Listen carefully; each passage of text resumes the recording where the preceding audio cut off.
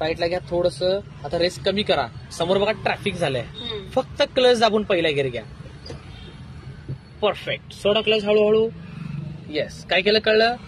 थांबून पहिला गिअर घेतला का हो? नाही. का तर समोरचं ट्रॅफिक रनिंग होतं, मुव्हिंग होतं. म्हणजे फक्त क्लच दाबून घ्यायचा. ओके. सोडा क्लच हळूहळू. टाइम वाचवायचा. आता राईट इंडिकेटर लावा खाली. लावला. चला रेस द्या हळू. रॉंग लेन पडेल.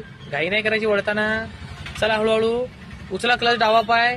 वळवा राईटला पटकन. बस. करा सर माझ्याकडे एक राऊंड द्या बरं. रेस 20%. काय चुकलं कळलं? स्टेअरिंग एक्स्ट्रा वळवलं, एक्स्ट्रा रिटर्न केलं. राऊंड लक्षात नाही राहिले की बाबा मी किती वळवले होते, किती रिटर्न द्यावं लागेल मला.